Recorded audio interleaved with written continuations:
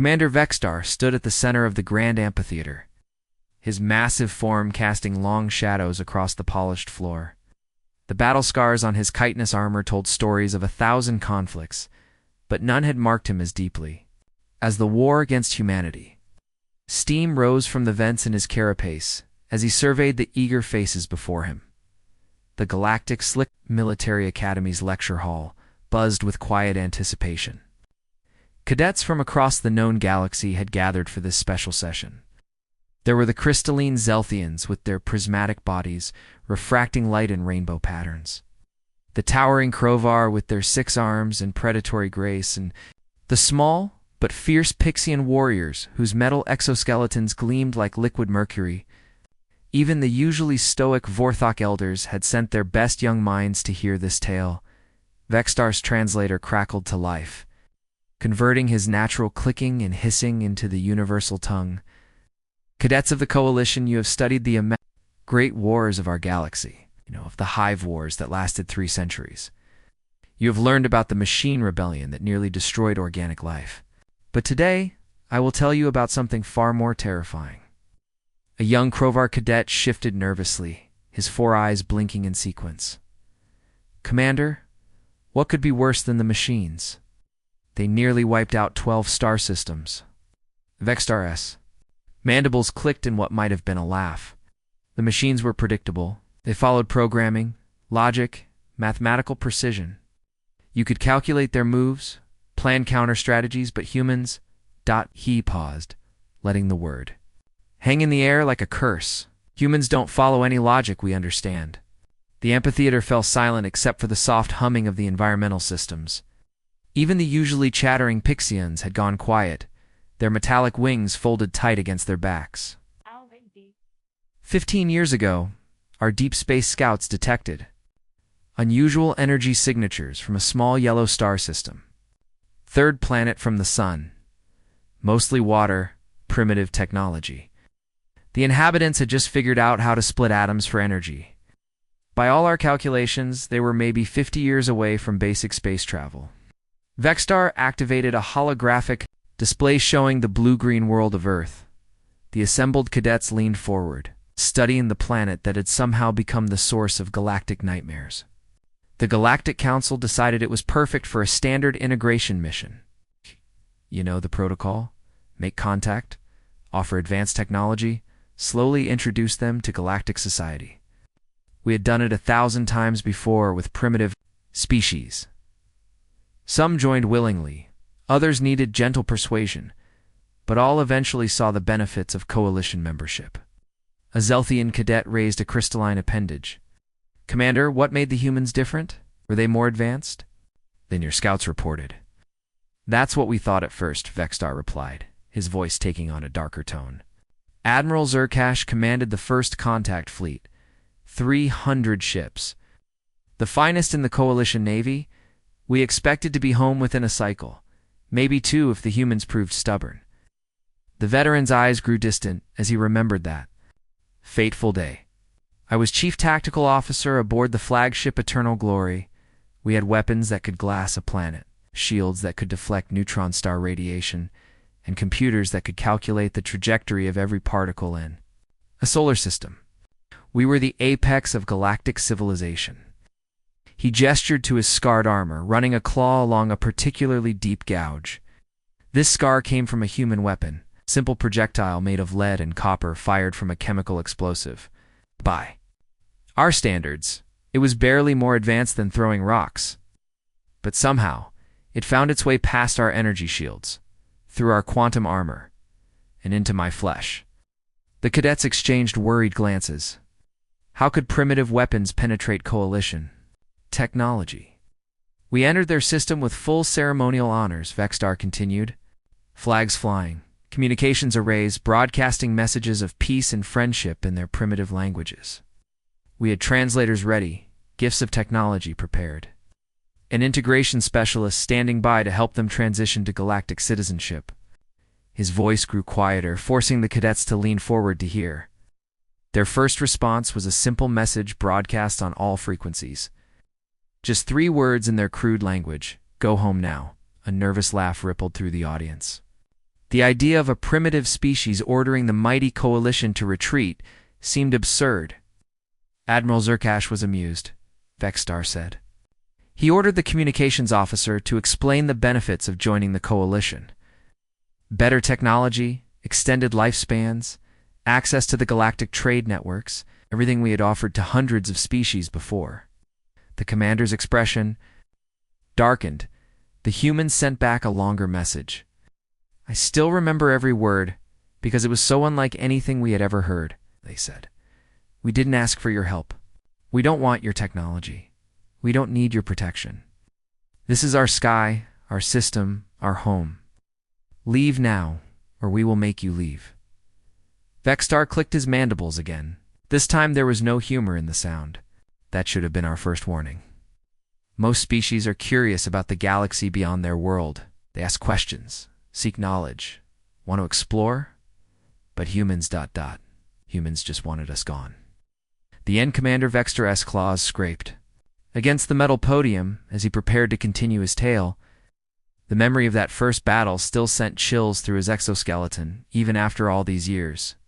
Titan Base orbited around Saturn, one of their gas giants, he began, his voice carrying across the silent amphitheater. It was nothing impressive by our standards. A small research station with maybe 300 humans aboard. Crude metal. Construction. Basic life support systems. Primitive nuclear reactors for power. We had seen 1,000 such outposts across the galaxy. The holographic display shifted to show the modest human station. Its simple design stark against the backdrop of Saturn's magnificent rings. The assembled cadets studied the structure with professional interest, noting its obvious weaknesses and limited defensive capabilities. Admiral Zerkash chose the diplomatic cruiser Peaceful Dawn for first contact. Standard procedure, minimal weapons, maximum communication arrays, and a full diplomatic team ready to begin integration protocols. I commanded the escort squadron. 6 heavy cruisers maintaining a respectful distance to avoid appearing threatening. Vexstar's mandibles clicked rhythmically as he recalled the events. We transmitted standard greetings in their various languages. English, Mandarin, Spanish, Russian. Their world was divided into many nations, all speaking different tongues. Ow! Our xenolinguists had been working for months to master their communications. Ow! A young Pixion cadet's metallic wings fluttered nervously. Commander, how did they respond to your peaceful overtures? At first, silence, Vexstar replied. A complete radio silence for nearly 6 hours. Our sensors showed increased activity aboard the station, power fluctuations, movement of personnel, what appeared to be some kind of preparation. We assumed they were organizing a proper reception for our diplomats. The veteran's expression grew darker, and Commander Hanzel came on the communications channel. He was young for a human, maybe 30 of their years, with short black hair and determined eyes. He wore a simple blue uniform with metal insignia on his collar. Nothing impressive, nothing that would mark him as particularly dangerous. Activated a recording. Suddenly the amphitheater filled with the sound of a human voice speaking in heavily accented universal standard. Coalition vessels, this is Commander Hanzel of the Terran Defense Force. You have entered Sovereign. Human space without permission. Withdraw immediately or face the consequences. Several cadets shifted uncomfortably at the boldness in the human's voice. Even through the translator, his determination was unmistakable. Admiral Zerkash was patient, Vexstar continued. The benefits of coalition membership, advanced medical technology that could extend human lifespans by centuries. Clean energy that would solve their environmental problems, faster than light travel that would open the galaxy to them. Everything. We had offered 200s of species before. The commander's voice took on a bitter edge. Hanzel's response was immediate and final. We didn't ask for your help. We won't accept your rule. Earth will bow to no one. You have 10 minutes to leave our system. A collective intake of breath echoed through the amphitheater. The audacity of a primitive species threatening the mighty coalition seemed beyond belief. 10 minutes, Vexstar repeated. Species that had barely left their own planet was giving the Galactic Coalition an ultimatum. Admiral Zerkash decided to demonstrate our technological superiority. He ordered a show of force, nothing destructive, just enough to make them understand the reality of their situation. The holographic display shifted to show the Coalition fleet moving into formation, their massive ships dwarfing the small human station. Energy shields shimmered around the vessels like protective bubbles, and weapon arrays tracked across their hulls with mechanical precision. That's when we learned our first lesson about human psychology, Vexstar said grimly. Most species, when faced with overwhelming force, will negotiate. They'll look for compromise, seek common ground, find a way to save face while accepting the inevitable. But humans. Tahit paused, his scarred carapace reflecting the light from the hologram. Humans see overwhelming odds as a challenge to be overcome, not a reason to surrender. The veteran's voice dropped to barely above a whisper. At exactly 10 minutes and 30 seconds, Titan Base opened fire, not with energy weapons or guided missiles or quantum torpedoes. They used kinetic weapons, chunks of metal accelerated by chemical explosions. Bullets, they called them, the most primitive projectile weapons imaginable. A Krovar cadet raised one of his forearms. Surely such weapons couldn't penetrate Coalition shields. That's what we thought, Vexstar replied. Our shields were designed to deflect energy weapons, plasma bolts, particle beams. But these simple metal projectiles, they passed right through, like our defenses weren't even there. The shield generators never registered them as threats. The amphitheater erupted in surprised murmurs. The idea that primitive weapons could bypass advanced technology seemed impossible. The bullets struck our hull plating, creating small punctures. Individually, they did almost no damage. But the humans had learned something we hadn't considered. Quantity has a quality all its own. They fired thousands of rounds per minute, creating a metal storm that slowly began to degrade our armor. Vexstar's expression grew haunted. But the real shock came when we realized what Commander Hanzal was actually doing. While we were focused on the ineffective gunfire, he was positioning Titan Base for a ramming attack. The humans had turned their entire station into a kinetic weapon. The hologram showed the human station breaking orbit, its crude engines flaring as it accelerated toward the Coalition flagship. Hansal transmitted one final message as his station gained speed. For Earth, for freedom, for the right to choose our own destiny. Then he cut communications and focused everything on his attack run. Vexstar's voice cracked with remembered horror.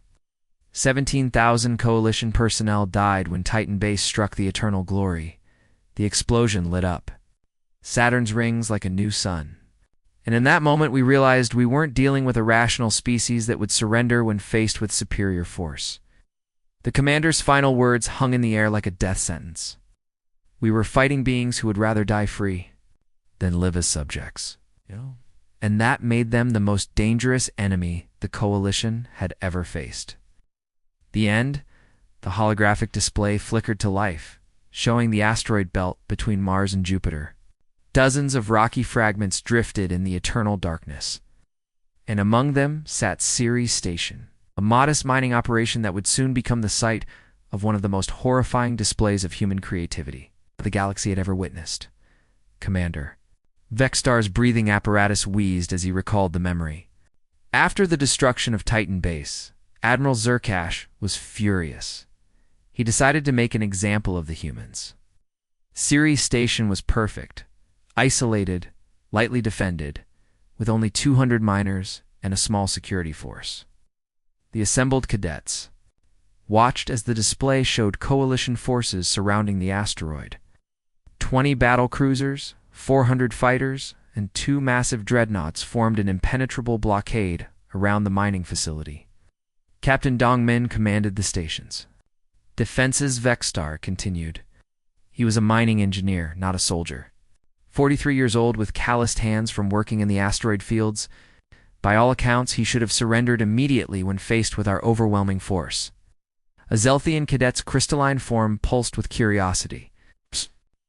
Weapons did the mining station possess, Commander? That's just it, Vexstar replied, his mandibles clicking with dark amusement. They had no weapons at all. Ceres was a civilian operation, or extractors, transport shuttles, and basic life support. The heaviest armament they possessed were some industrial cutting lasers used for breaking up asteroids. The veteran activated another section of the hologram, showing the interior of the mining station. Humans in work suits moved frantically through narrow corridors, their faces grim with determination. Admiral Zerkash offered them standard surrender terms. Lay down arms, submit to coalition authority, and they would be relocated to a comfortable planet under our protection. It was generous, far more than most species received after acts of rebellion. Vextar's voice grew quieter, forcing the cadets to lean forward. Captain Dongman's response was broadcast on all frequencies, so every ship in our fleet could hear it. He said, "Admiral, you may have more ships, bigger guns, and better technology. But you made one critical mistake. You trapped us in a place where we know every bolt, every wire, every explosive charge." The commander paused, letting the implications sink in. At first, we didn't understand what he meant. Then the asteroid started moving. The holographic display showed Ceres stations slowly rotating, bringing massive mining equipment into view. Industrial extractors designed to break apart asteroids were being repositioned, their mechanical arms swiveling toward the coalition fleet. The humans had connected their mining charges in Ceres, creating a primitive but effective electromagnetic acceleration system. They were turning their ore processing equipment into the largest railgun ever constructed. A young Krovar cadets. Four eyes blinked in disbelief. "Commander, surely civilian mining equipment couldn't threaten military vessels?" "That's what we thought," Vextar replied grimly. "Our tactical computers calculated that even if they could launch our containers, the projectiles would lack sufficient velocity to penetrate our shields. We were wrong." The display showed the first shot a massive container of compressed iron, ore accelerating from the mining station at incredible speed. The coalition cruiser it struck simply vanished in a ball of superheated plasma. The humans had figured out something our engineers missed, Vextar explained. By using shaped charges in sequence, they could accelerate their projectiles to nearly 10% of light speed. At that velocity, our shields weren't just useless, they actually made the impact worse by compressing the OR into a denser mass. The veteran's claws scraped against the podium as he recalled the horror. Captain Dongman's voice came over the communications again. He was laughing, actually laughing, as he said, "Physics is the same whether you're breaking asteroids or breaking ships. The only difference is the size of the explosion." Ship after ship fell to the improvised weapon system. Ow. Each shot was carefully calculated, targeting command vessels and shield generators with surgical precision. The humans had turned their mining operation into a fortress that could reach out and touch targets thousands of kilometers away. But ammunition was limited, Vextar continued. They only had so many containers, and our fleet was large. Admiral Zerkash ordered a direct assault, confident that superior numbers would overwhelm their defenses. The hologram shifted to show coalition fighters streaming toward the asteroid base. Hundreds of sleek vessels, their weapons charging for the final attack that would end human resistance once and for all. That's when Lieutenant Hyojin volunteered for what the humans call a suicide mission, Vextar said, his voice barely audible now. She was 24 years old, fresh from their military academy, with bright eyes and steady hands. She climbed into the final container and sealed herself inside. A collective gasp arose from the cadets. The idea of deliberately riding a projectile into battle seemed beyond comprehension. She guided that container manually, using small maneuvering thrusters to adjust course as it accelerated toward our command ship. Our point defense systems couldn't track something moving that fast with such erratic flight patterns. Vextar's scarred carapace seemed to dim as he recalled the moment. When the container struck our flagship, Lieutenant Hyojin detonated her suit's oxygen supply, creating a secondary explosion that tore through 7 decks. Half our fleet command structure died in that single impact. The amphitheater fell silent, except for the soft humming of the environmental systems. The cadets stared at the hologram in shocked disbelief. But the humans weren't finished teaching us about their version of warfare, Vextar said. Colonel Minho showed us that they could turn even surrender into a weapon. When our forces finally breached Ceres Station, he presented himself as a Wounded prisoner, begging for medical attention. The commander's expression grew haunted. Our medics were trained to treat all injured beings, regardless of species. It's one of our most sacred principles. Colonel Minho knew this. Vexter activated. A final section of the display, showing the aftermath of what became known as the Medical Bay Massacre. He had infected himself with a modified virus designed to target our respiratory systems. 47 of our best doctors and nurses died trying to save a man who had already chosen to die. The veteran's final words echoed through the chamber, like a funeral dirge. That's when we realized we weren't fighting soldiers or warriors. We were fighting an entire species that viewed death as just another tool in their arsenal. The holographic display shimmered and reformed, showing a once beautiful human colony world. New Terra had been humanity's first successful terraforming project, rolling green hills, crystal clear rivers and gleaming cities that rivaled anything. In Coalition space, now it was a wasteland of smoke and rubble, the sky dark with ash and the remains of orbital bombardments, Commander. Vextar's breathing apparatus wheezed more heavily as he prepared to recount the darkest chapter of the war. New Terra was supposed to be our final victory, he began, his scarred claws gripping the podium. We had cornered General Tehan and his forces in New Sol, the planet's capital. 3 million humans trapped in a city with no way out and no hope of rescue. The assembled cadets watched in fascination as the display zoomed in on the besieged city. Massive Coalition siege engines surrounded the urban area like metallic predators, their weapons trained on every possible escape route. Orbital platforms hung in the sky like dark moons, ready to rain destruction on any who dared to resist. General Tehan was a career soldier, Vextar continued. 58 years old, gray-haired, with scars from a dozen battles across the galaxy. He had trained at their finest military academies and commanded respect from soldiers and civilians alike. By any measure, he was a rational military commander who understood the mathematics of warfare. A young Pixion cadet's metallic wings fluttered anxiously. Commander, surely after 6 months of siege their supplies must have been exhausted. Completely, Vextar confirmed. Our intelligence showed that food stores had run out after the 3rd month. Water recycling systems had failed in the 4th. Medical supplies were gone by the 5th. They were eating protein paste made from insects and drinking recycled moisture from the air conditioning systems. The veteran's mandibles clicked in what might have been admiration or horror. Any other species would have opened negotiations long before that point. The Zelthians surrender when food supplies drop below emergency reserves. The Krovar seek terms when casualties exceed 10%. Even the proud Vorthok will consider peace when facing overwhelming odds. The holographic display shifted to show the interior of the besieged city. Humans moved through rubble-strewn streets like ghosts, their faces gaunt from hunger, but their eyes still burning with defiance. Children played in bombed-out playgrounds, while adults stood watch with improvised weapons. On the 183rd day of the siege, we received an unexpected transmission, Vextar said. Not from General Tehan, but from his second-in-command, Major Sora Kim. She was young even by human standards, barely 22 years old. With short black hair and the kind of determined expression that should have belonged to someone twice her age. The display showed a young human woman standing in the ruins of what had once been a military command center. Behind her, sparks flew from damaged equipment, while smoke drifted through holes blown in the concrete walls. What she wore? A torn uniform and carried a rifle that looked like it had been assembled from spare parts. Major Sura's message was broadcast on all frequencies, so every ship in our fleet could hear it, Vextar recounted. She stood there in the rubble of her world and delivered words that still haunt my dreams.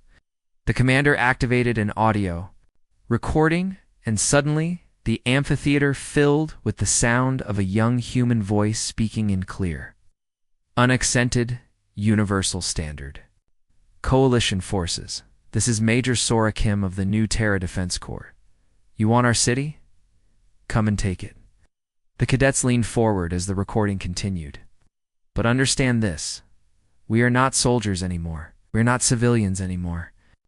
We are something new, something you have created through your siege. Every street will cost you a fleet. Every building will cost you 1,000 lives, and every human child will die with a weapon in their hands before we let you claim victory." Collective shiver ran through the assembled aliens. The calm certainty in the human's voice was more terrifying than any battle cry. "At first, we thought it was empty bravado," Vexstar admitted. "Desperate words from a dying resistance." Admiral Zerkash ordered the final assault, confident that starving civilians would collapse at the first show of force. The holographic display exploded into action, showing coalition dropships descending toward the city like a metallic rain. Thousands of heavily armed soldiers prepared to end the siege once and for all. The first landing zone was a school playground, Vexstar said, his voice growing quieter. "Expected to find refugees, maybe some hidden weapons caches. Instead, we found a teacher named Yanwu Park, standing in front of 30 human children, each one holding something that looked like a toy." The veteran's expression grew haunted. Those toys were improvised explosive devices made from cleaning supplies and electronic components. Yanwu had spent months teaching his students to build weapons from household items. The children, some as young as 8 years old, looked at our soldiers with the same calm determination we had seen in Major Sora. A Krovar cadet's forearms trembled visibly. "Commander, surely they did." They did," Vexstar confirmed grimly. The teacher spoke one word now, and 30 children became 30 explosions.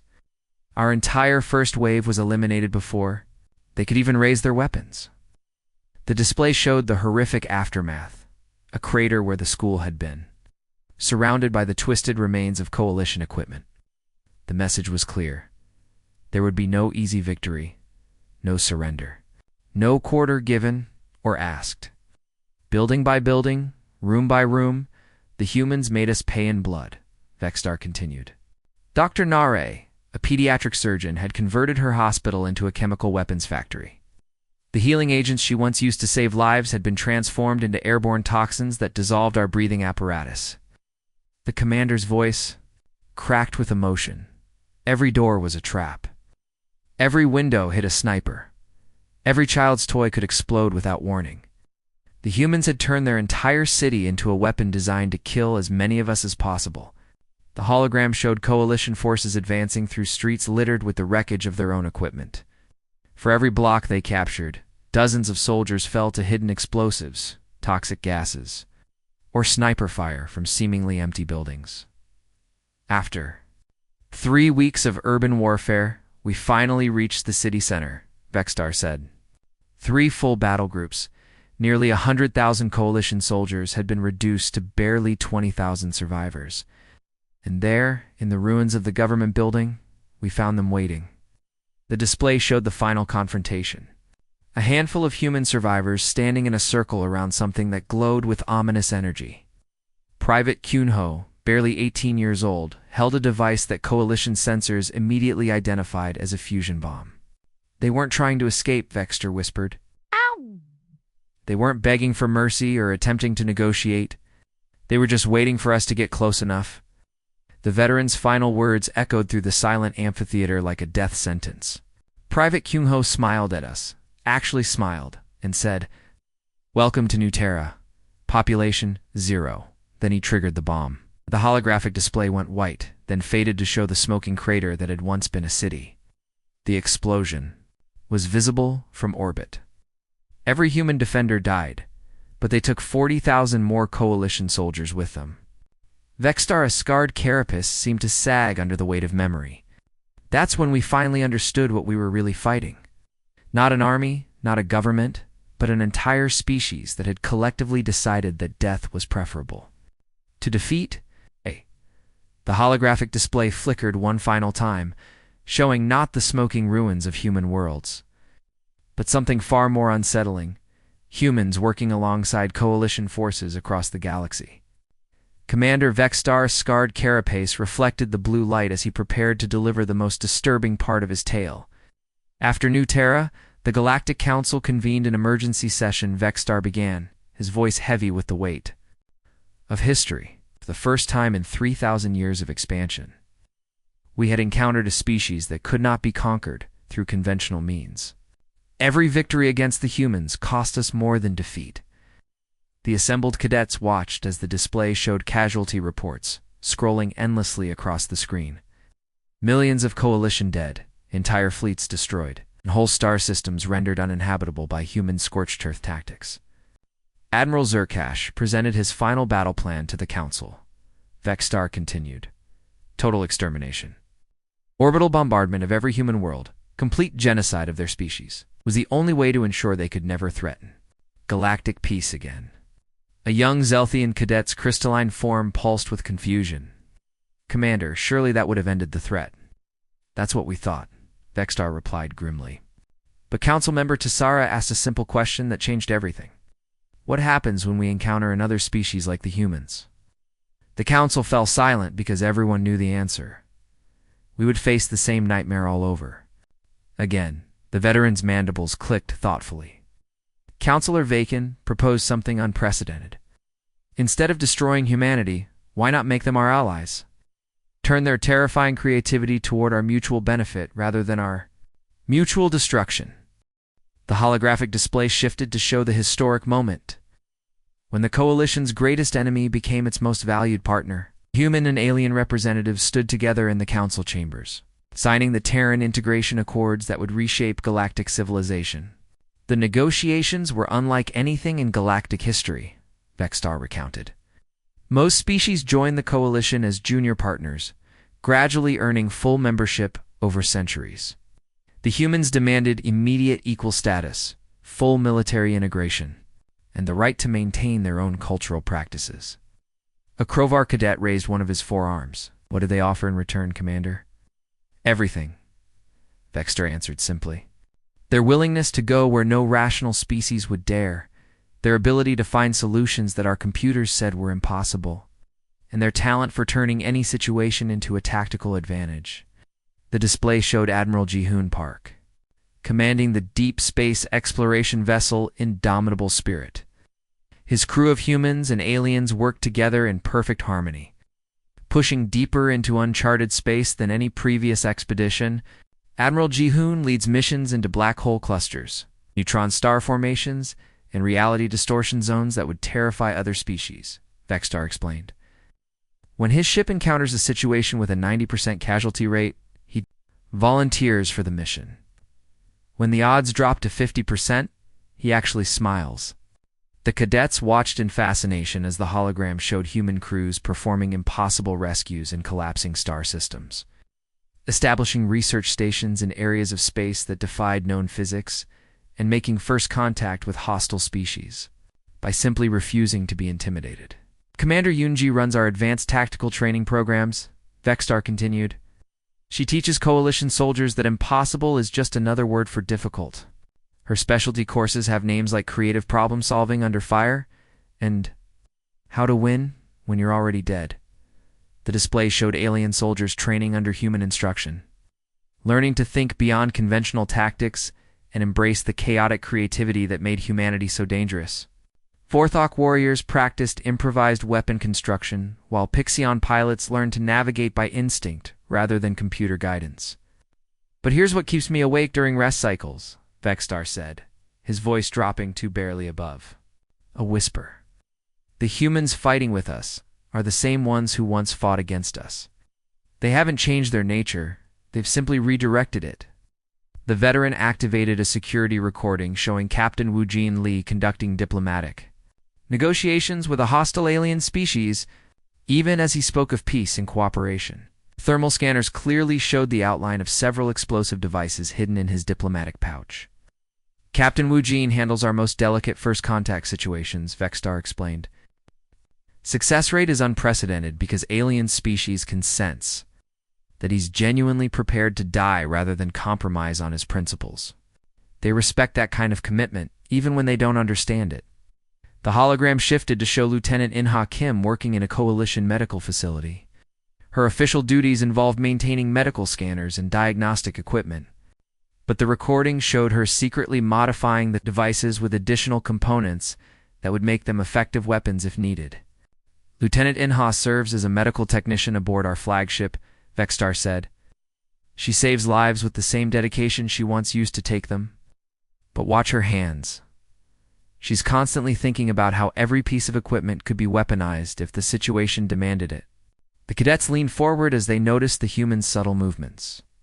Her fingers automatically checking stress points on medical devices, her eyes calculating sight lines and escape routes even while treating patients.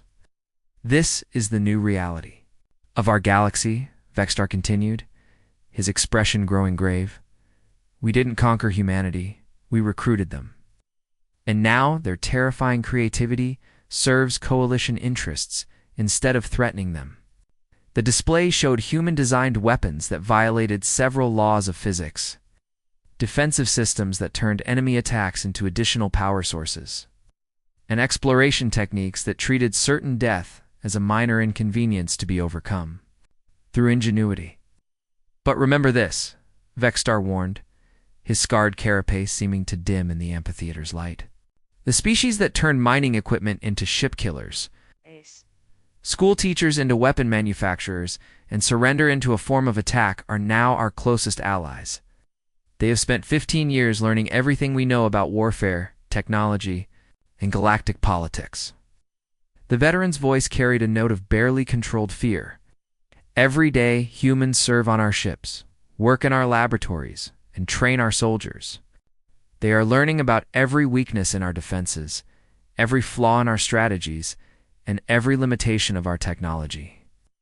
A collective shiver ran through the assembled cadets as the implications became clear. Humanity had not been defeated. They had been given access to everything the Coalition possessed. Pray to whatever gods you worship that humanity never decides we've outlived our usefulness, Vexstar concluded. Because the species that sees every defeat as a learning experience, and every victory as practice for the next war, now knows exactly how to destroy us from within. The commander's final words echoed through the silent amphitheater like a death sentence. The most terrifying thing about humans isn't their weapons or their tactics. It's that they never stop adapting, never stop learning, and never stop preparing for the war that everyone else hopes will never come. As the cadets filed out in stunned silence, Vexstar added one last observation that would haunt their dreams. We thought we were teaching them to be civilized. Instead, they taught us that civilization is just another weapon in the right hands. The holographic display faded to black, leaving only the soft humming of the environmental systems and the weight of a terrible truth. Humanity had not joined the Galactic Coalition as subjects or partners, but as the apex predators of a galaxy that had forgotten what real danger looked like. The end.